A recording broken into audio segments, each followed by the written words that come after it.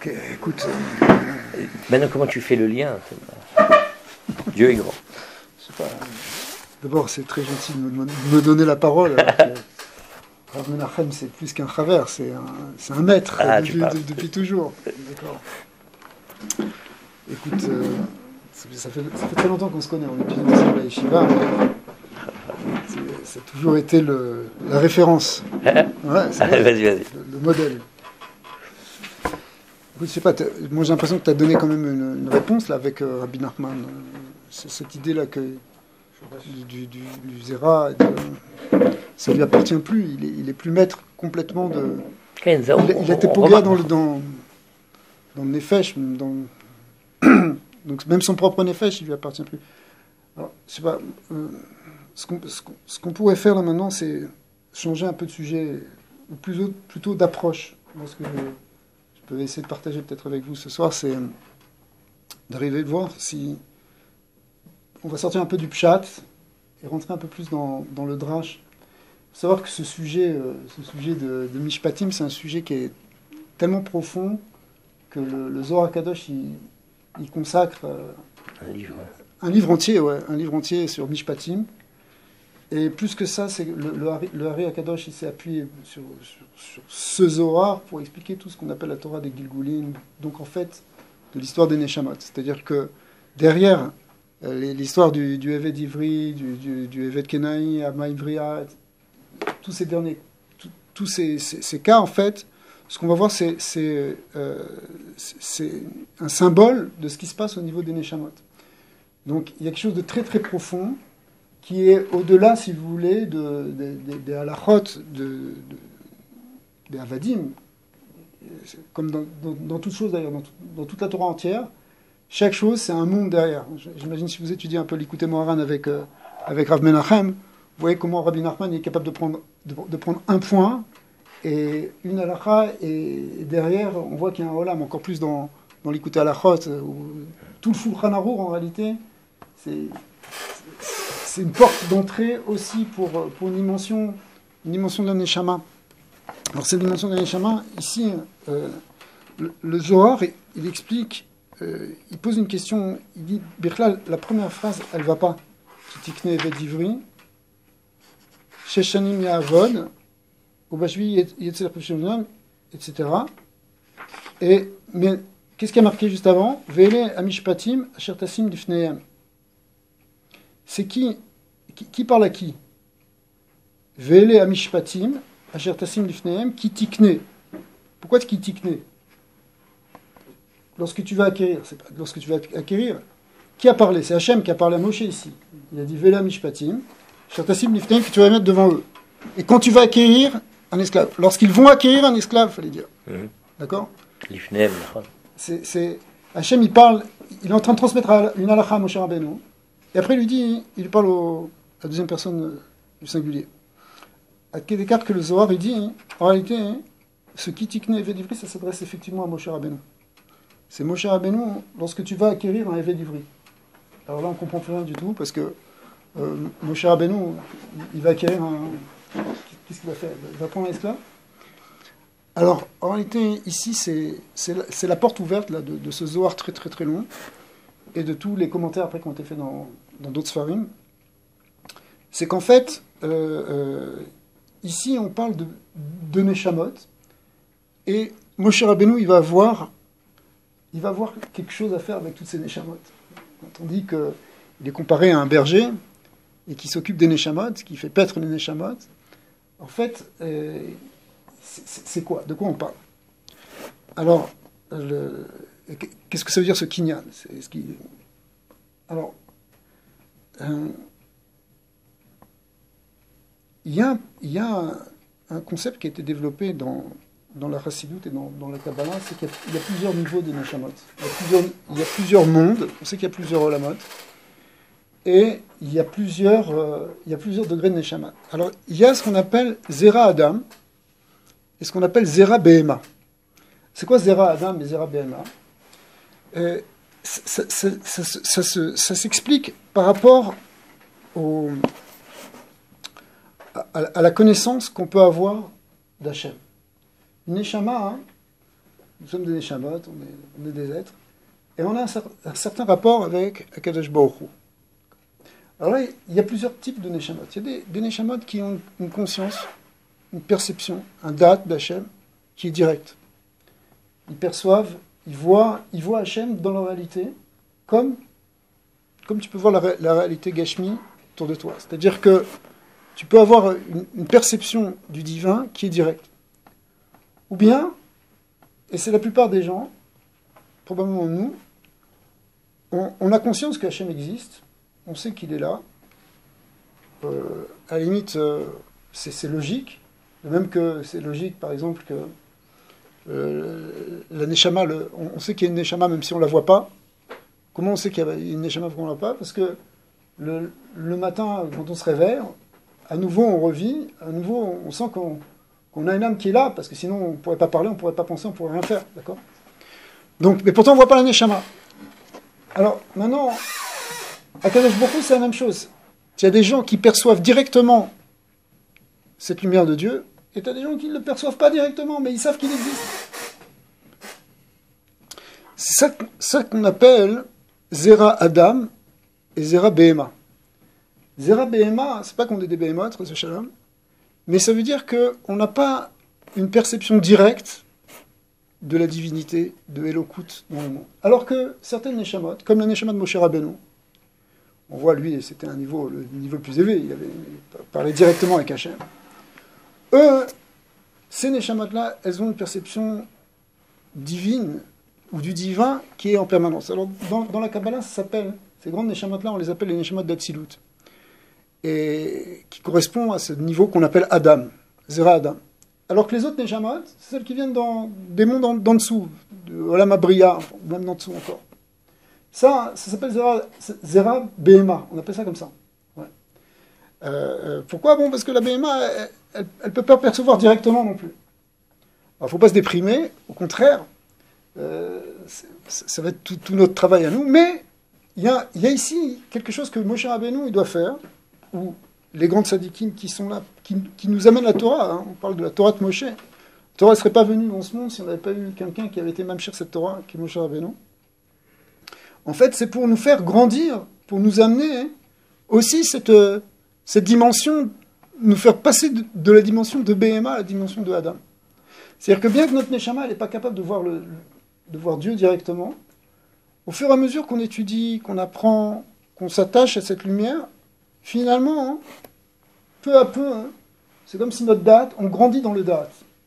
On dit que Moshe Rabbeinu, il fait paître la Emouna, le Rohen et Eman, c'est le fidèle berger, mais c'est aussi le berger qui fait paître la Emouna, d'accord?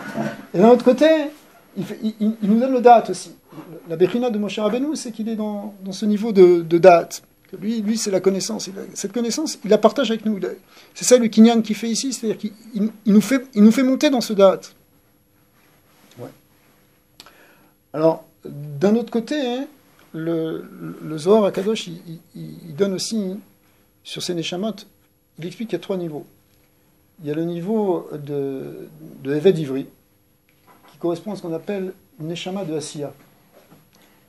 C'est le monde de Asiya, vous connaissez un peu les 4 mondes de la Kabbalah, je suis sûr que vous faites la Kabbalah après minuit, tous les soirs ici. Alors, le monde le plus bas, c'est le monde de Asiya. C'est le monde matériel, c'est le monde concret. Alors, le Eved Kanani, il correspond à une Neshama qui est dans ce niveau. On va expliquer après un peu plus dans les détails. Le Eved Ivri, il correspond au monde qui est au-dessus, le Ham et Yetzira. Et la Hava Ivriya, la Hama Ivriya, elle correspond au Olam Abriya. Alors, c'est quoi ces 3 niveaux? C'est quoi ces 3 niveaux? D'abord, ces 3 niveaux, il faut savoir qu'on peut les avoir, on les a tous en nous. On a en nous, c'est notre lecture maintenant, on a en nous un Eved Kenani, on a en nous un Eved Ivri, et on a en nous une Hama Ivriya. Et on a en nous aussi d'autres niveaux encore. Peut-être un peu développer. Moshe Rabbeinu, c'est Atzilut. Ouais, Moshe Rabbeinu, ça fait partie des Neshamot d'Atzilut. Mais même dans les Neshamot d'Atzilut, il y a plusieurs degrés. Moshe Rabbeinu, on va y arriver. Alors, pour ramener ça à quelque chose de concret, il explique dans la Chassidut, en particulier dans les Mahamarim de Chassidut Rabbad, que que ces trois niveaux, hein, ces trois manières de servir Hachem. C'est-à-dire, si tu veux savoir à quel niveau tu en es, tu regardes comment tu sers Hachem. Celui qui est dans le niveau de Evet Kenaani, ou qui expérimente ce niveau, parce qu'aujourd'hui il expérimente, peut-être demain il va expérimenter un autre niveau, c'est quand tu sers Hachem alors que tu n'as pas envie de le servir. Comme le Evet Kenaani, on ne lui a pas demandé son avis, on l'a acheté sur un marché aux esclaves, d'accord? Il a dit maintenant tu vas faire ça, tu vas faire ça. Ça ne lui plaît pas. Il préférait aller jouer, il préférait aller prendre du plaisir, faire autre chose, d'accord? Mais il n'a pas le choix. Des fois tu peux te réveiller le matin, tu vas à Tfila, mais t'as pas envie. La dernière chose que tu as envie de faire, c'est d'aller au minyan. Tu as envie de faire autre chose. Je sais pas, de dormir, prendre un petit déjeuner. Ok? Mais tu y vas. Pourquoi tu y vas? Parce que tu es un évêque. Sauf que tu es un évêque Kenaani. Et Kenaani, d'ailleurs, la racine de Kenaani dans la racine on écrit, c'est Achna. Ça veut dire que tu es capable de soumettre quand même ton Yetzara. Parce que si tu ne le soumets pas, tu n'es même pas un évêque. Tu n'es pas en train de servir. Tu comprends? Ici, on parle quelqu'un qui est en train de servir Hachem. Alors, le évêque Kenaani, c'est celui qui est capable. Quand tu fais ça, c'est que tu soumets ton Yetzara. Ok? Tu le soumets ou tu le soumets pas. Des fois tu y arrives, des fois tu n'y arrives pas. D'accord? Ça c'est Alors ça c'est le premier niveau, qui correspond dans le Neshama au niveau de Nefesh. Et Nefesh qui techeta, on n'arrive pas tout le temps à le soumettre. Parce que si quelqu'un il sert Hachem que dans ce niveau-là, il n'arrive pas tout le temps. Tu comprends? Pourquoi? Tu n'as pas la force en réalité. Ok, je me force. Mais à la fin, pourquoi? C'est bien d'être Mahni à l'Yetzara, c'est bien la Kabbalat Ol, mais il y a des moments où tu laisses tomber, tu envoies te promener. D'accord? Donc c'est comme le Evet Kenaani. Le Evet Kenaani, son Yetzara est très fort. Les Avadim, ce genre de Avadim, si tu en as concrètement, il faut être derrière eux. Sinon, ils sont paresseux, ils peuvent faire Vodazara, ils peuvent faire plein de trucs. D'accord? Alors bon, il y a des halachot, tu peux pas les... Attention, non, si tu le tues, tu es mitin, ça rigole pas non plus. Mais ça veut dire, le Evet Kenaani, qui est en nous en tout cas, ça représente ce niveau-là. Alors, si on n'est que dans ce niveau-là, c'est un peu un problème. Le niveau d'après du Evet Ivri, c'est quelqu'un, il est à côté ce Ivri, il est à côté déjà Yehudi, lui il a une Ahavat Hashem. Il y a une certaine Irat Hashem. C'est-à-dire qu'il va aller maintenant prier, il va mettre cette fille, et Mamash, il rentre dans la Gdusha, il a de la simcha, il aime ça, il a un kiff de mettre les tefilines. C'est pas... Sauf que le problème avec lui, c'est-à-dire avec nous en fait, c'est que quand il sort de la tefila, lui de ça, il revient. Les midot, éventuellement des midot raot, elles ressortent. Au moment de la tefila, il est à Avat Hashem, mais une demi-heure après, il peut être dans quelque chose de complètement différent que Avat Hashem. Il peut retomber à la limite, il peut retomber même dans des avérotes. D'accord? Pourquoi? C'est-à-dire que la hava qu'il a, hein, ou ça ira, ça n'a pas eu assez de force pour transformer ses midot. Normalement, si on développe fortement l'amour et la crainte d'Hachem, alors tu vas plus fauter. T'aimes Hachem, tu le crains. Tu fais attention. C'est la base de toutes les mitzvot. On explique comme ça que la base des mitzvot l'ota'aseh, c'est l'Yirat Hashem. C'est-à-dire que grâce à l'Yira, c'est ça qui permet de faire toutes les mitzvot, enfin de ne pas transgresser les mitzvot l'ota'aseh. Et la Havat Hashem, c'est ça qui permet de faire les mitzvot assez. Par amour d'Hachem, alors tu cours derrière une mitzvah. D'accord? Alors maintenant, si dans ce niveau de Eved Ivri, c'est un niveau qui est intermédiaire parce que tu es un hébreu quelque part, donc tu es attaché à Dieu. Mais en même temps, tu es encore Eved. D'accord? Tu es encore Eved. Tu es un Eved qui n'a pas encore réglé ses problèmes. Comme un peu le Eved Ivri qu'on vend, finalement, on le vend pour le réparer. Dans la halakha, on voit que finalement, tout ça, c'est pour son tikkun à lui, c'est pour réparer sa neshama. Mais il faut qu'il descende dans ce niveau-là. Il est dans ce niveau-là. Il est dans ce niveau de Eved et il a besoin d'un maître parce qu'il n'est pas capable d'être libre par lui-même. S'il était libre, si c'était un Ben Chorin, alors il ne serait pas allé voler quelqu'un. D'accord?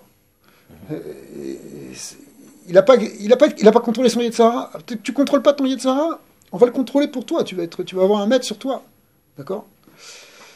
Le la Hama Ivriya, elle correspond à un niveau plus élevé de la Neshama.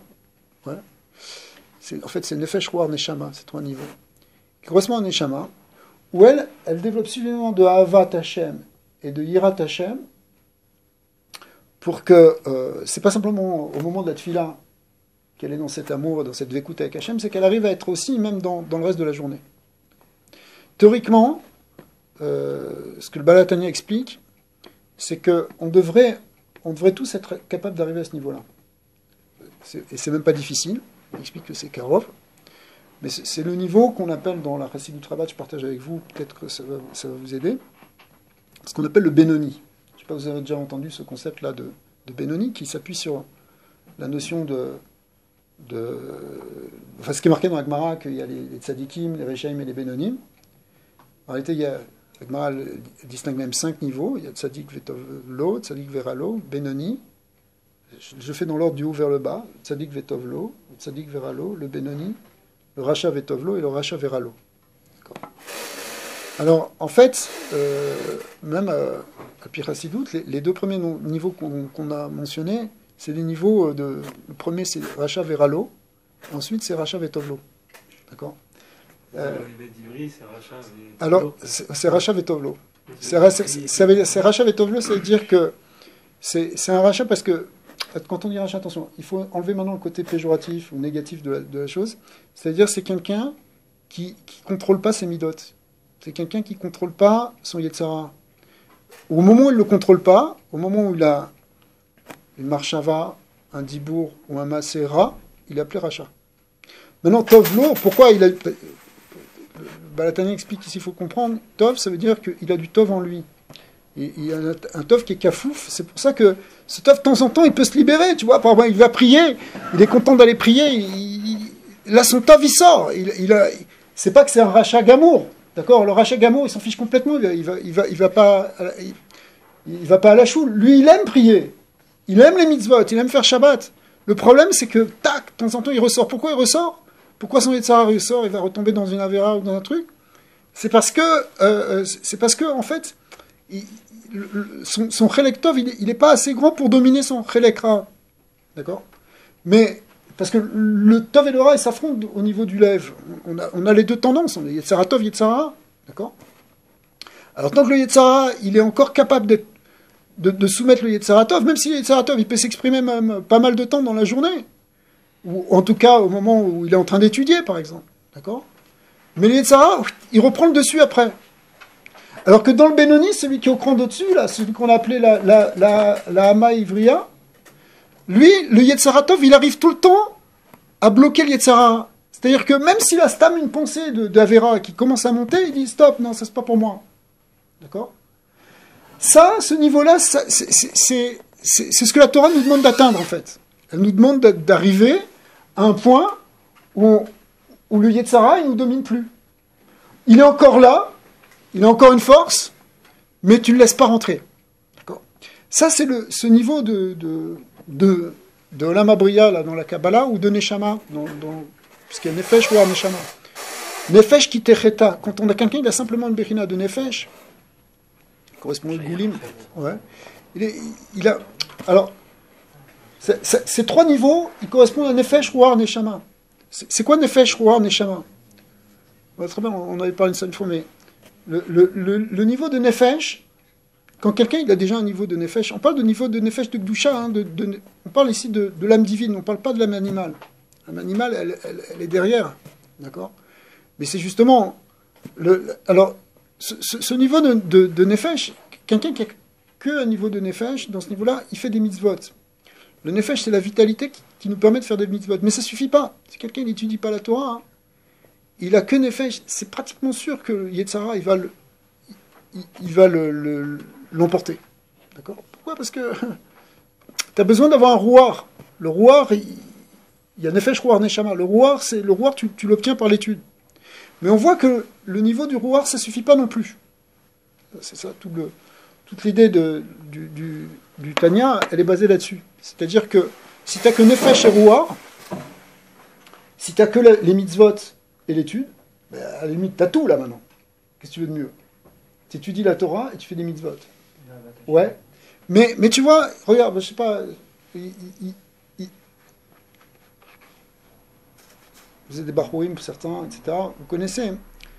Tu, tu peux étudier la Torah même à la limite toute la journée, faire des mitzvot, tu es quelqu'un de froum, tu vois. Mais malgré tout, à un moment, tac, le Yetzara, il t'attaque. Et tu vois, tu prends une tangente pendant un moment, puis après tu reviens. Okay. Ça veut dire que le niveau de Nefesh qui est donné par les mitzvot et le niveau de Ruach qui est donné par le Limoud, ça suffit pas encore pour sortir du Yetzara. Tu vois, tu es encore pris dans... Tu peux être encore dans un degré de Rachav et Tovlo. Attention, c'est pas que tu as une étiquette Rachav et Tovlo. Tu comprends? C'est pas ça. Il faut comprendre. Comme ici, ça ne veut pas dire que tu n'es pas les d'Ivry. C'est-à-dire que tu n'es pas sorti du problème. Okay. Alors, maintenant, il faut atteindre ce niveau supérieur qui s'appelle Neshama. C'est quoi Neshama? Quelle différence il y a entre Neshama et Ruach? Après l'étude, qu'est-ce qu'il y a? Neshama, c'est une part d'Hachem. Ouais, tu peux dire ça, mais même tu peux dire aussi le Ruach et le Nefesh aussi. Et le Nefesh Eloki, sa source, elle est divine aussi. Mais le problème, c'est que ça ne suffit pas. Il faut le faire grandir. En fait, il faut comprendre que Nefesh, Ruach, Neshama, Chaya, Yechida, ce sont des noms de la Neshama. Mais en fait, on a une Neshama qui a plusieurs aspects, qui a plusieurs manières de se manifester, plusieurs degrés, si tu veux. Mais c'est une seule Neshama. Ouais. Alors, mais comment toi, c'est quoi pour toi Neshama dans ta vie? Quand tu étudies, par exemple, tu étudies 2 heures de limoud, tu fais 2 heures de Gemara. Ton esprit, il s'est aéré, tu as ouvert ton esprit, tu as compris des choses. Ruach, c'est l'esprit, ton esprit, il a grandi. C'est les midot, non? D'accord. Le Ruach, alors ça agit aussi sur les midot, Nahon. On va voir ça. Ça correspond aux midot, mais c'est les midot dans lesquels le dad s'habille. Mais comment tu arrives à Ruach? Comment tu arrives à Neshama? Neshama, hein, ce qui est expliqué dans les Sfarim, c'est quand c'est pas simplement que tu étudies, que tu es Gores, mais que tu commences à approfondir. Par exemple, le Rav Menachem, ce soir, il nous a commencé à nous faire réfléchir sur des sujets. D'accord. Quand tu commences à réfléchir en profondeur, le Iyun, et ça rentre plus en profondeur ton esprit. Ton esprit commence à rentrer dans des choses qui sont plus profondes. Tu vois, quand tu dis qu'il y a des questions avec lesquelles on peut vivre des années, ça veut dire que tu es en train de méditer, tu es en train de réfléchir.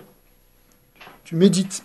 Cette méditation-là, c'est elle qui amène le degré de Neshama. Sauf que tu peux méditer sur plusieurs sujets, et ce qui développe le plus, en quelque sorte, ton corps à Neshama, c'est quand tu médites sur des choses de l'ordre de Elokut. C'est ce que vous faites avec Rav Menachem aussi, quand vous faites du Likutei Moharan. Likutei Moharan, il rentre... Imaginer. Non, tu peux utiliser le corps adimion aussi, mais c'est pas seulement ça. Méditer, ça ne veut pas dire s'asseoir en tailleur comme les hindous, pas forcément. Méditer, ici, l'aidbonenut, l'aidbonen, la chaîne bina, d'accord? C'est réfléchir en profondeur. Mevin davar, mitor davar, que tu construis, c'est aussi un binyan, tu approfondis ta pensée pour commencer à comprendre à partir des éléments que tu as reçus. Tu comprends? Tu apprends des informations, après tu commences à les mettre en place, tu commences à faire des ksharim. Ça, c'est la bina. Cette bina-là, c'est elle qui développe la neshama.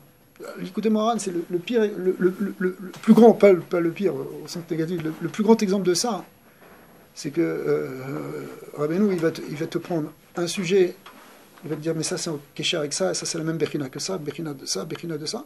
Et toutes ces lumières qu'il va mettre en place, ça va construire petit à petit. Tu prends une Torah, tu la relis, tu la reprends. Mais en fait, tu es en train de construire ton monde intérieur. Tu es en train de construire ta neshama. Tu vois? Alors, et ça, quand tu construis ta neshama, effectivement, comme tu dis, enfin, ça va avoir une hashpa sur le roi et donc sur les midot. Ouais. Le nefesh correspond à Malchut. Le roi, il correspond au Vav Ketzavot, qui sont les Vav, les six midot. C'est d'ailleurs, on retrouve le Eved Ivri qui doit travailler pendant 6 ans, parce qu'il y a symboliquement 6 midot sur lesquels on doit travailler, qui correspondent aussi au jour de la semaine. Les 6 jours de la semaine aussi, on travaille. D'accord. Les Shabbat, au contraire, c'est les Chofshi Chinam. Alors, mais quand on développe ce côté de Neshama, de méditation, de profondeur, que simplement, on ne reste pas dans une superficialité de la Torah, mais que la Torah, elle rentre profondément en nous, et tu rentres profondément en toi quand tu l'as fait, quand tu l'étudies en profondeur, alors ça commence à te changer fortement et profondément. D'ailleurs, Bina, c'est le monde de Bria. Exactement. C'est pour ça que ça correspond à Bina. Alors que Chorma, c'est au-dessus, c'est Atzilut. C'est Atzilut. Ça, c'est Chorma ou Keter, c'est Atzilut. Ouais, c'est Atzilut et Adam Kadman. Alors, après, c'est des niveaux de tzadikim. Mais les niveaux de tzadikim, bien qu'on ne soit pas obligé d'être des tzadikim, qu'on peut rester des bénonymes, ça ne veut pas dire qu'on n'a pas une aspiration. Là, justement, c'est ça le terrain. C'est ça, la joie qu'on fait aussi, qu'on essaie d'être des tzadikim. On essaie d'être des tzadikim. C'est la partie tzadikim qui est en nous. Ouais. Alors...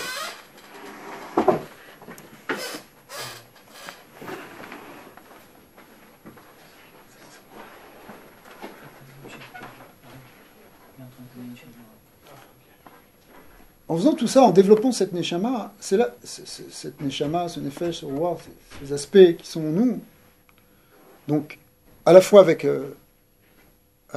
les mitzvot, l'étude, mais l'approfondissement, pour chercher à vraiment comprendre. Tout l'union de Shema Israël, quand tu dis Shema Israël, quand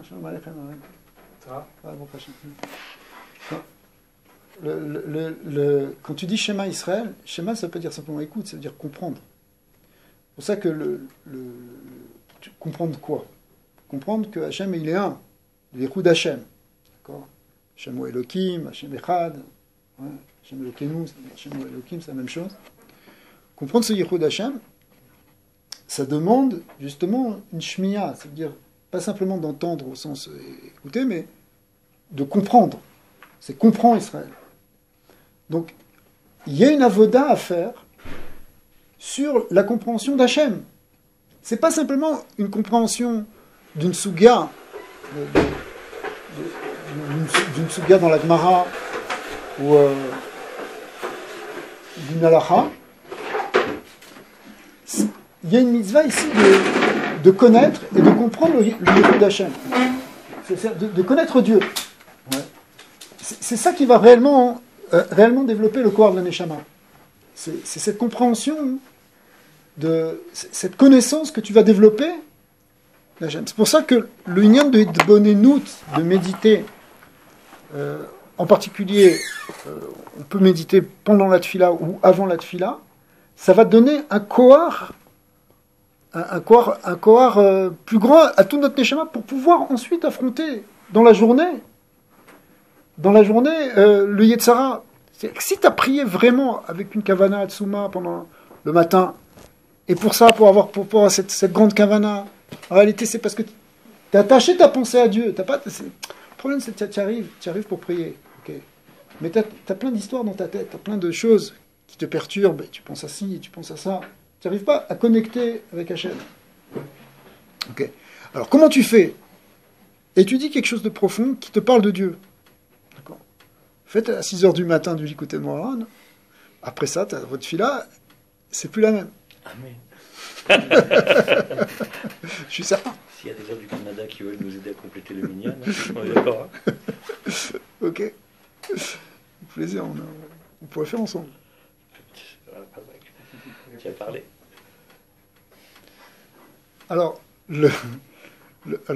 en fait, le point, c'est ça, c'est d'arriver à atteindre cette profondeur de telle sorte que quand après tu es confronté au rôle que tu vas travailler, d'accord, tu restes attaché avec un rochem fort de cette conscience de Dieu, cette compréhension que tu as eue sur Hachem, qui fait que maintenant t'as même pas envie de faire une avéra. Alors ça, c'est cette idée-là. Le tzaddik, lui, il est dans un autre niveau où il n'a même pas besoin de faire cette guerre, en quelque sorte. C'est pour ça qu'il n'est plus appelé un Eved. Lui, il n'est pas un Eved. Bon, il est un Eved Hachem aussi, mais il est plus Oved Elohim, il n'est plus en train de faire la guerre, il est Eved parce qu'il a déjà gagné la guerre. Ouais. Parce que lui, même quand il est maintenant Bachout, même s'il va faire quelque chose de a priori profane, une activité, il reste complètement Davouk Be'elokut. Ce niveau-là des tzadikim, ce niveau qui est au-dessus de Neshama, il y a encore deux autres noms qui s'appellent Chaya et Yechida dans le Midrash. Et quand il est dans ce niveau, quand quelqu'un est dans ce niveau-là, alors même s'il est en train de faire quelque chose de concret, de rôle, il reste ce qu'on appelle une espèce de merkava pour Elokut. Il est tout le temps en dvékout avec Elokut. Alors ça, c'est pas tout le monde. Cela, il s'appelle le Zera Adam. C'est pas tout le monde. C'est pas le même Zera qui Ilou. C'est pas les mêmes Neshamot. D'accord. Nous, enfin peut-être certains c'est peut-être pas comme ça ici, mais en général, le rov des Neshamot, c'est les Neshamot qui viennent d'en dessous de Hatzilut. Donc on a ce travail à faire pour être attaché à Dieu. Ouais, qu'est-ce que tu veux dire? Non, ça dit. Oui. Okay. Est-ce que les tzadikim ne doivent pas passer par ces étapes-là au départ? Tu voulais refaire Tzadik Veralo et Tzadik Vetovlo? C'est ça qui vous a demandé. Non, c'est un tzadik qui tombe, en vrai, c'est le tzadik Veralo. Alors, ce qu'on appelle Tzadik Veralo, ça ne veut pas dire que Chaz V'Shalom il fait une Avera. Même le Benoni, il ne fait pas d'Avera. Déjà, le Benoni, il ne fait rien du tout. Même pas dans la pensée, même pas dans la parole, même pas dans l'action. Donc le tzaddik, et c'est pour ça qu'extérieurement, tu n'arrives pas à distinguer. C'est ça, extérieurement, on n'arrive pas à distinguer entre le Benoni et le tzaddik. Mais le tzaddikim, c'est que ce qui distingue le tzaddik du Benoni, c'est son degré de mius du Ra. Comment il déteste le Ra. Le dégoût qu'il a du Ra. C'est-à-dire que un Benoni, il a la force de bloquer le Yetzirah tout le temps. Mais il n'a pas un vrai dégoût du Yetzirah. Il est capable de savoir que c'est mauvais, il le bloque. Mais à la limite, si c'était permis, il le ferait. Je ne fais pas cette Avera parce que Dieu, le bon Dieu l'a interdit. Ça, c'est un Benoni. Mais si la personne, il a un dégoût profond, c'est-à-dire qu'il est rachok, il y aura encore beaucoup plus loin pour lui, ça commence même pas, c'est même pas... Dans ce niveau-là, il est appelé tzaddik. D'ailleurs, entre parenthèses, ça peut être sur la klalout de notre avoda, la klalout des mitzvahs, comme ça peut être aussi sur le prat d'une mitzvah ou d'une autre. Sur une mitzvah, tu peux être appelé tzaddik, ou sur une mitzvah, tu peux être... Tu comprends? Il y a certaines choses que tu peux quand même complètement arranger. Même si le reste, tu l'as pas complètement arrangé. Alors quand tu es arrivé dans un niveau où où c'est très très loin de toi, ça commence même pas la marche à l'idée de pouvoir faire quelque chose qui est comme ça, ça c'est le tzaddik. Ça c'est que tu es dans un degré de tzaddik. Tu comprends? C'est que... Et plus tu as un mius grand, plus tu es appelé tzaddik. C'est-à-dire que les degrés de tzaddik veralo, ils sont de tzaddik vetovlo, c'est-à-dire de tzaddik gamour. Tzaddik vetovlo, on appelle aussi le tzaddik gamour. Eux aussi, il y a des niveaux, il y a des madrigotes, mais ces madrigotes, de notre point de vue, à nous, on n'arrive pas à les distinguer. C'est comme si tu vois de loin des grandes montagnes, tu ne sais pas laquelle est plus grande que l'autre. Tu vois, parce que nous, on est tout en bas, donc on n'arrive même pas à voir le sommet des montagnes. On ne sait pas comment lesquelles sont plus grandes que les autres, puisqu'on voit que les pieds de ces montagnes. Mais cependant, il y a des niveaux. Il y a des niveaux de tzadikim. Rabbi Nachman en parle aussi beaucoup. Il y a des niveaux de tzadik Haemet, de tzadik Ador. C'est toute une souga qu'il faut faire aussi. Par exemple, ici, le cas, on a parlé de Moshe Rabbeinu, on voit que Moshe Rabbeinu, lui, c'est le Shabbat Kolelet, tout passe par lui, c'est immense. D'accord. Alors, nous, on avance dans ça. Alors, est-ce que les tzadikim aussi passent par ça? Les tzadikim aussi peuvent avoir une avoda. On voit, mais malgré tout, c'est pas la même avoda que la nôtre. On voit que, je sais pas, si tu prends l'histoire de Rabbi Nachman, tu vois que toute sa jeunesse, il a travaillé très très dur pour complètement bloquer tout le Yetzirah et pour le détruire entièrement finalement. Comme on voit que David Ameller aussi, il a tué son... Arak Betahanit, il a tué Libi Khalab Bekerbi. Il a complètement tué le Yetzirah. Donc, tuer le Yetzirah, mais d'une certaine manière aussi, s'il a réussi à faire cette avoda-là, c'est parce qu'il avait cette neshama-là. Donc après, c'est possible que ça passe par tout ça, d'accord, par ce ta'alia. Pourquoi il y a des grands tzadikim qui jeûnent, ils jeûnent énormément. Voilà, Baba Saleh, il jeûnait toute sa vie, mais quand il était jeune, c'était Balatania. Le Rabbi Lubavitch aussi, c'est pas tellement connu, mais il jeûnait énormément. Toute sa jeunesse, tout le temps, même après, bon, il mangeait pratiquement rien. Mais il faisait des ta'anit tous les jours. Personne ne le savait parce qu'il y a un lien de ne pas le montrer, pas le savoir. Au contraire, il ne faut pas du tout le faire savoir. Mais c'était des tzadikim, ils faisaient cette avoda-là. Mais après, a priori, tu pourrais te poser la question si c'est des tzadikim, ils ont besoin. Ça, des fois, la avoda qu'un tzadik fait, c'est pas simplement pour lui, c'est aussi pour les autres. Ce matin, on étudiait le Tanya avec mon fils. Et là-bas, il parle de... Le Balatania, il explique parce qu'il y avait une grande marloquette au début chez les Chassidim pour savoir qu'est-ce qu'on fait avec les marchavat zarot qui apparaissent dans la tfila. Alors là-bas, le Balatania explique... Il dit d'abord... Là-bas, il parle sur la simpra. Il dit qu'il ne faut pas s'attrister si tu as des mauvaises pensées. Premièrement, si tu as des mauvaises pensées qui viennent quand tu es au travail... Bon, c'est normal, si tu veux que... Ça veut dire que tu es en guerre, justement. Ça veut dire qu'il faut faire cette guerre, il faut la repousser, et qu'à chaque fois que tu la repousses, tu es marknial, etc. Au contraire, il y a un grand bénéfice, même dans les mondes supérieurs, il y a plein de choses qu'on ne connaît pas, qui arrivent parce qu'on arrive à repousser, etc. C'est pas stam. Akadosh Baruch Hu, il nous a... Pourquoi on s'est retrouvé dans cette situation-là? C'est Hachem, qu'est-ce qu'il nous a fait de nous donner un Yetzaratov et un Yetzara? Il ne pouvait pas nous laisser rien qu'un Yetzaratov, qu'on puisse être tranquille, le servir tranquillement.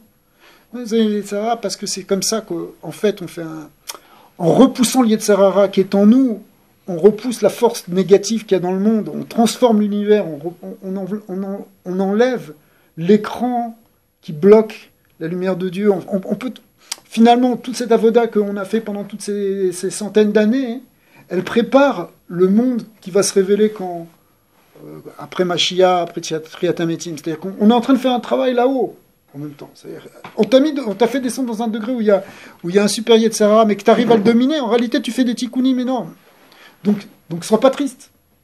Sois content. C'est normal. Ah, mais pourquoi elle est venue cette marche avant?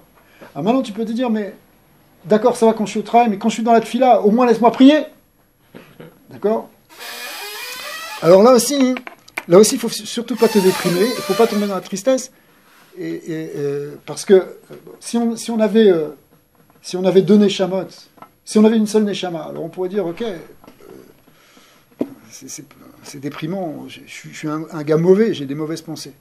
Mais en réalité, c'est pas toi qui as des mauvaises pensées, c'est l'autre âme dont on n'a pas tellement parlé encore ce soir, qui est cette âme animale. Ce côté qui est là plus attaché à notre corps. C'est de là que ça remonte, ces pensées. Et justement, notre Nefesh Eloki, celui dont on a parlé avec ces 5 niveaux qu'on a mentionnés, c'est lui qui vient lutter contre ça. On a deux âmes en quelque sorte, le côté animal et le côté spirituel. Et c'est que ce côté spirituel, s'il est très faible, il n'arrive pas à le dominer, le côté animal. S'il est plus fort, il arrive à le dominer. D'accord? C'est ça ce qu'on a expliqué. Maintenant, quand tu arrives à le dominer dans la tfila, à repousser une mauvaise pensée dans la tfila, en réalité, sois content parce que c'est aussi là que tu dois faire ce travail. D'accord? Et il te dit, entre parenthèses, ne sois pas comme ceux qui pensent que tu peux élever les mauvaises pensées en les rattachant à sa source. C'est marqué dans les Sfarim du Baal Shem Tov, c'est ramené dans Savat Haribash, que, en réalité, et Rabbeinu aussi, il en parle beaucoup, hein, mais tous les chassidim vont parler, que une pensée, par exemple une pensée de Ta'ava, par exemple, ou une pensée d'Avera, quelle qu'elle soit, elle a son shoresh dans la Kedusha. D'accord? Par exemple, une pensée de Ta'ava, elle a son shoresh dans la force de Chesed de Gdusha. Sauf que cette force de Chesed de Gdusha, elle est descendue dans une forme de Ta'ava. On voit que, par exemple, les inyanim de Niouf, ça s'appelle Chesed dans la Torah. Pourquoi? Parce que le shoresh, c'est un shoresh de Chesed. Sauf que ce Chesed, il est mal placé, il est descendu dans quelque chose qui est interdit maintenant. D'accord? Alors, il y aurait une avoda par une kavana spéciale, de rattacher cette force-là de la pensée négative, de la pensée d'Avera, la rattacher dans sa source pour la neutraliser. Et ça, c'est une avoda qui existe. Mais le Baal HaTanya te dit, attention, c'est pas une avoda qui est du tout pour toi. Parce que cette avoda-là, elle est seulement pour les tzadikim, qui n'ont pas ce genre de pensée, mais c'est les pensées des autres qui rentrent en eux, et ils sont capables de les rattacher, de les réparer, et finalement de réparer les gens qui sont autour d'eux. Quand tu pries avec tu pries avec un tzadik, ou t'es mekacher ta tefila avec le tzadik il fait monter tes tefilotes, et il répare en quelque sorte aussi ton yetzara. Alors, mais toi, hein, t'es pas capable de faire ça. Donc, on voit que toi, t'es pas capable de faire ça parce que c'est ta propre pensée, tu peux pas la remonter. D'accord ? Mais ta pensée, elle a aussi une source. Elle a une source, mais tu n'as pas le recul. Comme tu es pris dedans, tu n'as pas la force pour la faire remonter à sa source. Tu as la force de la bloquer, de dire je veux pas, mais elle est trop proche de toi pour que tu la fasses remonter à sa source. En tout cas, c'est une marque loquette. Le Baal HaTanya, il explique comme ça. Mais il y a d'autres avis qui disent, bon, qui font pas cette distinction entre tes pensées et les pensées des autres. Donc à ce moment-là, ça peut être aussi toi. Mais il tape fort, là, le Baal HaTanya. Il ne soit pas parmi ces types chim qui pensent qu'ils peuvent faire le tikkun comme ça dans leur marchavot. C'est une marchava, ça vient du Feshem Bahamit, mais tu vas l'élever d'abord, tu fais une achna. Tu fais une itkafia. Mais une itafra, hein, c'est déjà une avoda. Rien dessus. Ouais. Mais Rabbeinu, il avait une autre tactique par rapport à ça. Ouais. C'est d'ignorer complètement. C'est ça. Même pas de C'est la même. C'est ça, c'est la même chose. Non, mais c'est comme si. non, mais oui, mais c'est pas, tu luttes pas. c'est tu fuis. Concrètement, ça revient. Tu te détournes. Concrètement, ça revient ça. Ouais, ok. Dans la marche maintenant. C'est ce qu'il dit dans les mots aussi, là-bas. Il dit tu fais comme si qu'il n'y a personne qui te parle et Exact. tu mets tes mains sur les autres. Tu te détournes. Alors, il y a quelque chose. Pour revenir dans le chat, là, juste après, alors, quand il dit Kitikne. Alors, le Zohar, il dit Kitikne, ça veut dire que, en réalité, c'est Moshe, le Kinyan ici, c'est que, en fait, Moshe, il te fait monter, il t'amène dans son domaine. C'est un Kinyan. Un Kinyan, c'est une élévation dans un domaine. Donc, toi, tu étais dans le domaine de la BMA. Zera BMA, tu sais pas tout le temps, Yetzara, c'est un Yetzara de BMA. Pourquoi tu as envie de manger? Un animal aussi, il a envie de manger. Maintenant, quand tu manges, tu es comme un animal qui mange. Sauf que, à force de faire de la Torah, à force de faire petit à petit, c'est pas simplement que tu manges. Si tu es en train de faire une avodat kodesh, tu es en train de faire, je prends le domaine misbéa, tu rentres dans un domaine où tu n'es plus un animal qui broute, mais tu es un homme qui fait un korban, qui justement élève l'animal. Ah, c'est ça le kinyan que Moshe et que le tzaddik qui fait en fait. Tu vois, cette Torah cette Torah. Il est impliqué, que le tzaddik est impliqué dans cette élévation. Ouais, sinon tu peux pas. C'est pour ça que ça s'adresse à Moshe Rabbeinu. Ifne, mais Kitikne. Ouais. Tu sais, tu vas le mettre devant eux. Le mishpat aussi, le mishpat, c'est la notion de halacha, de halicha. C'est une idée que, c'est mishpatim, c'est une idée de choses qui vont te faire avancer. Il est en train de mettre mishpatim pour te faire monter, pour te faire avancer, pour te faire sortir de ce niveau-là.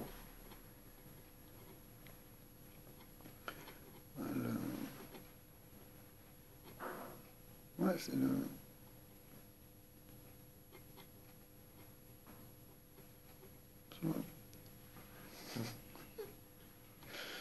Bon, on n'est peut-être pas encore tout à fait arrivé à ça, mais il y a un message ici. Alors c'est intéressant de voir comment en fait finalement il y a toute notre avoda.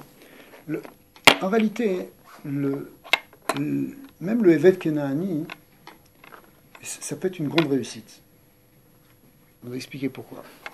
Il y a un exemple dans la Torah, on avait fait ça une fois dans un chant, c'est l'exemple de Eliezer. Ouais. Eliezer, c'est prototype du Eved Kenaani. On l'appelle comme ça. D'accord. C'est lui. Ouais, c'est lui. Mais c'est lui, mais Kol HaKavod d'Eliezer. Il s'efface totalement devant son maître. Même si au départ il pensait peut-être qu'il avait peut-être une fille, ça pouvait être intéressant, etc. Et finalement, il pourrait se faire prendre. Au départ, quand il arrive même là-bas, ils le prennent carrément pour Abraham. Mais lui il dit non, il n'y a que Abraham, il se prosterne, etc. Alors là, on peut dire aussi comme ça que il y a une yann, c'est comment il avait réussi à faire son tikkun, Eliezer, puisque lui il était dans le klal Arour Kenaan. Donc c'est pour ça qu'il ne pouvait pas rentrer dans le klal Barour. Il ne pouvait pas se marier avec la famille d'Abraham. C'est pour ça qu'Abraham lui a dit non. Nous on est bénis, toi t'es klal Arour. Mais en fait, Yatsa mi klal Arour. Il est sorti du klal Arour. Comment? En s'attachant à Abraham Avinu. C'est-à-dire que la avoda de Eliezer, elle est très très forte. Parce que le fait de s'attacher au tzaddik, de s'attacher à Abraham Avinu, c'est ça qui le transforme fondamentalement.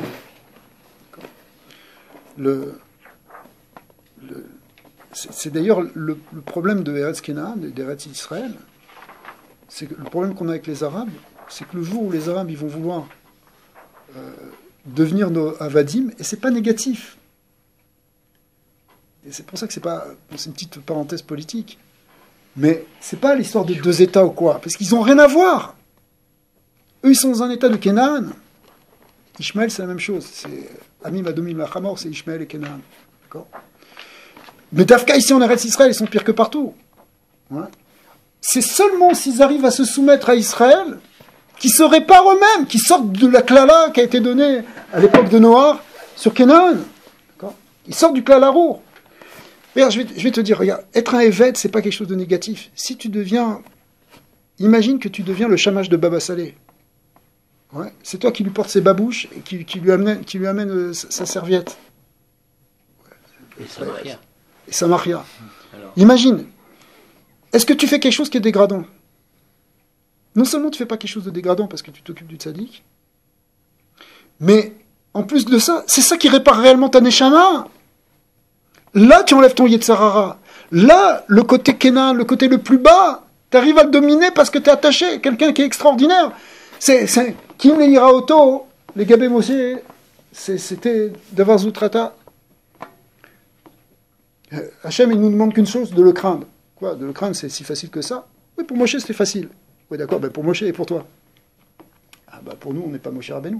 Sauf que si tu t'attaches à Moshe Rabbeinu, si tu viens dans ses côtés, ça va devenir aussi facile pour toi de craindre Dieu. Vous allez au shiur de Rav Shmuel de temps en temps? Ici, il y a des barreaux, non? Je sais pas. Un Rav Shmuel? Ouais. Bientôt. Bon, je sais pas, vous prenez un gadol comme ça. Ok? Bon. Non, je sais pas, je croyais que vous étiez dans sa yeshiva plus ou moins. Amen, c'est bien, c'est une belle bracha. Ok, Khazak. C'est mes couchards, non, Migdash? On est déjà voisins. Ok. Tu vois un gadol, tu vois un tzaddik. Dis-moi, tu t'assois à côté de lui. Imagine que il soit lui à la table et toi tu es assis là à côté. C'est mon cas actuellement. Est-ce que tu penses que tu as une avamina, que tu vas faire une avéra à ce moment-là? C'est pris d'un pachad Elohim. D'accord? En principe, normalement. En tout cas, chez les chassidim, c'est comme ça avec leur rabbi. Ils sont là, hein, et quand ils voient, ils sont à côté, ils ont peur. Pas une peur négative, mais ça veut dire, le Yetzara, il s'en va. Tu détruis ton Yetzara comme ça. Donc, cette soumission, c'est pas une soumission. La havdot, c'est pas quelque chose de négatif. Même le Eved d'Ivry, dont on parle ici dans la Torah, c'est un chesed qu'on lui fait. Il arrête de voler. Oui, tu arrêtes de voler, tu arrêtes d'être mécalquel le nefesh. Comment il peut être toujours... Est-ce que c'est possible qu'il soit toujours dans ce matzav-là à côté du tzaddik? Parce que physiquement, c'est pas possible. Non, physiquement, c'est pas possible. Il y a plusieurs manières d'être mékouchar au tzaddik. Attends, j'étais en train de faire un bisou à Chaim Brofé. Est-ce que c'est possible comment c'est possible qu'il soit toujours attaché au tzaddik? Toujours habitué à ta tête. C'est terrible. Il y a plusieurs manières. D'accord. Il y a plusieurs manières d'être Mekouchar au tzaddik. Il y a plusieurs manières. Une des manières, c'est d'étudier ses livres. Parce que quand tu étudies le livre de quelqu'un, tu es devant lui. Son âme, elle est dans ses livres. Par rapport à la IRA, c'est pas pareil. La IRA, qu'on a décrit d'être à côté d'un tzaddik, Ouais. c'est celle de lire ses livres. Il y a un travail à faire. Chez les Chassidei Chabad, les premiers Chassidei Chabad, avant d'avoir une entrevue avec leur tzaddik, leur ami, ils pouvaient se préparer 1 an ou 2 ans. Et des fois, ils avaient juste une seule entrevue dans leur vie, ou une fois tous les 10 ans. Mais c'est ce quart d'heure qu'ils avaient passé avec lui, ils s'étaient tellement préparés, et après ils vivaient tellement avec ça, qu'à chaque fois qu'ils y pensaient, c'était avec lui. Parce que ce qu'il transmet en une demi-heure ou 1 heure, personnellement, un tzaddik, il te donne les clés pour faire complètement la réparation de ta neshama. Tu comprends? Ça va, c'est pas grave. Soit Shalom Chazak. Moi aussi, après, je me transforme en citrouille si je rentre. C'est-à-dire que normalement, c'est dans le meilleur des cas, enfin, ce qu'il y a, c'est qu'il faut développer aussi. Il y a une avoda pnimite à développer sur l'aide kashrut, etc. L'aider à un sefer, on peut y arriver. Pas seulement, mais C'est des conseils. tu suis les tzot, Tu appliques. tu appliques ce qu'il fait. Mais attention, c'est sûr que c'est pas la même chose que si tu étais vraiment à côté de lui, mamash, son shamash. Mais cependant, il y a une avoda qui est possible.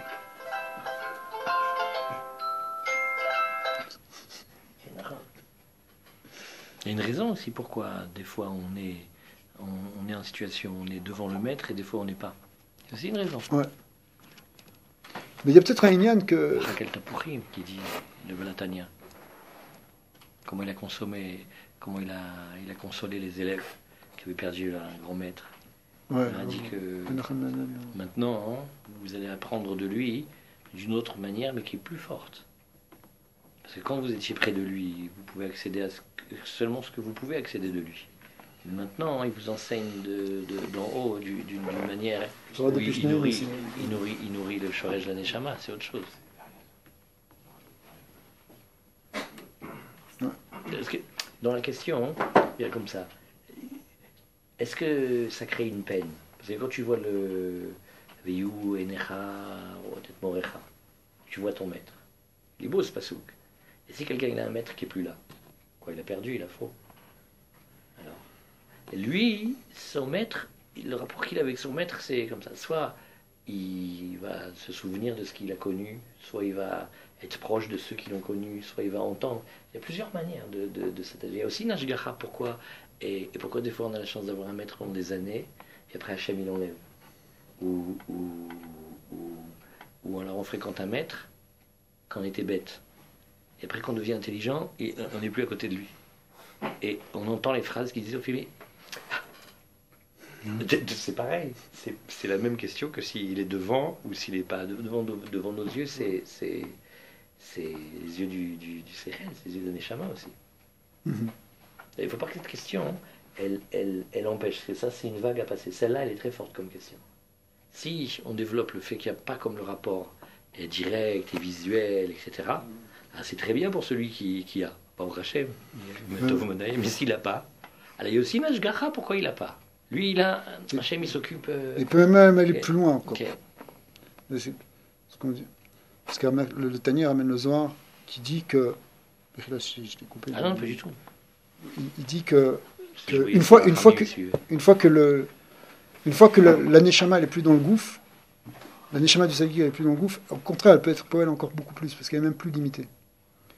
Donc le Zohar HaKadosh, il dit comme ça. Il peut être plus il peut être encore plus grand dans tous les mondes, y compris même dans le monde d'en bas. Rabbi Nachman aussi a une Torah là-dessus qui s'appelle Torah Pishnaim, Torah 66.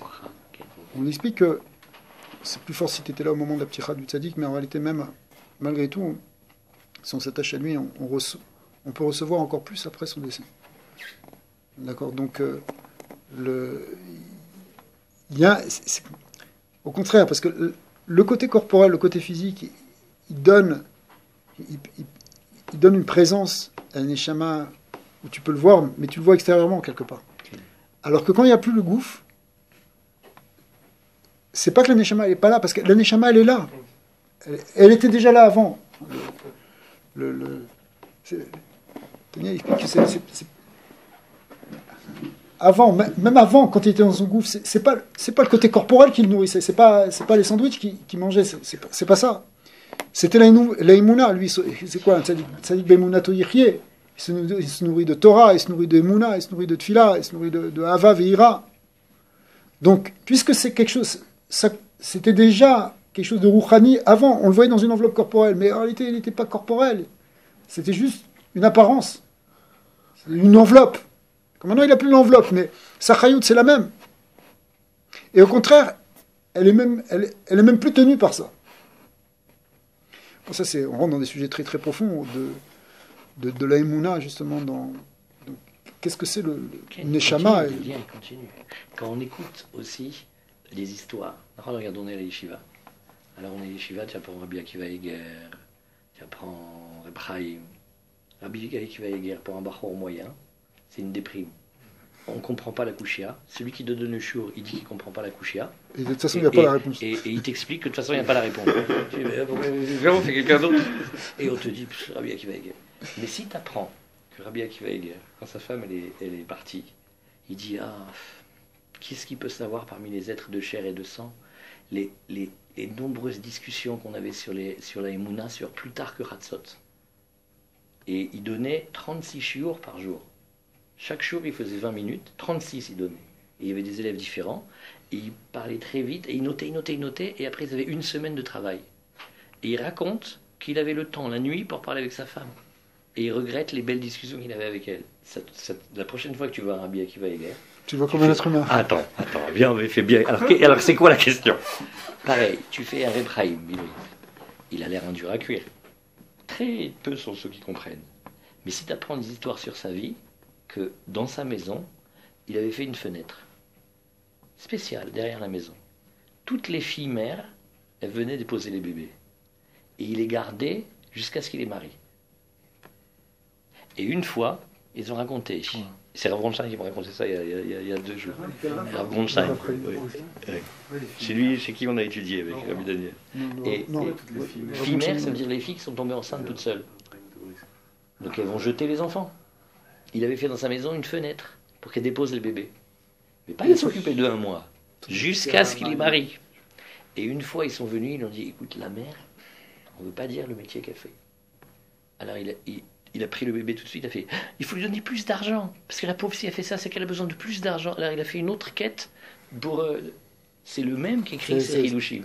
C'est des gens qui avaient un précède. Quand tu as l'émotion de cette histoire-là, dans la même seconde, tu es attaché à lui beaucoup plus fort. Tu verras pourquoi Rabbi Nathan il parle seulement quand tu as été là-bas et que tu as vu ce que c'est loin Mizibouche mais sinon mais pourquoi il nous passe un chapitre pour nous dire comment il a souffert, qu'il n'y avait pas la calèche, il lui manquait une pièce, alors il a dit obligé d'attendre 2 semaines en plus. Ça va, dis-nous un Dvar Torah, parce que ça c'est plus il s'attache et plus tu vois les efforts qu'ils ont fait, plus toi tu aimes leur Torah. Et c'est pas la même chose que quand on sait la vie et les efforts que fait tel ou tel maître, on l'aime. Quand on l'aime, dans cette seconde-là, on est très attaché à lui. Et quand on est très attaché à lui, après quand on relit, ça n'a rien à voir. Parce que sinon, tu lis le livre d'un étranger. Pourquoi si tu comprends vite, mais si tu comprends pas vite, pourquoi tu vas t'attacher à lui? C'est comme ça. Tous ces maîtres-là qu'on a étudiés, c'est trop fort, le Ben Ezra, le Ramban, leur vie c'est incroyable. Ouais. Et les chibourim ils se font à ce moment-là, parce que ça passe dans la bina, ça passe dans le lèvre. Mitragshim minalimouch. Ça arrose, c'est de la pluie, c'est machéou. Et Béhémet, il y a une chose, c'est que des fois les psukim de la Torah, ils sont dits d'une drôle de manière. Im begapo yavo, begapo yetse. Et là, im amor yomar, a eved, a avti et adoni, et ishti et banai, behemet. Déjà, c'est dans le Orachaim, ceux qui veulent regarder, et dans Rabbi Yaakov. Si tu regardes dans le Rabbi Yaakov de la Paracha, tu vas voir. En fait, on peut lire qu'on parle d'un esclave hébreu qui gratte sa vie, et il dit non mais moi j'aime mon maître, alors qu'on lui fait mais tu devrais aimer Hachem au lieu d'aimer ton maître, j'aime ma femme, mais c'est pas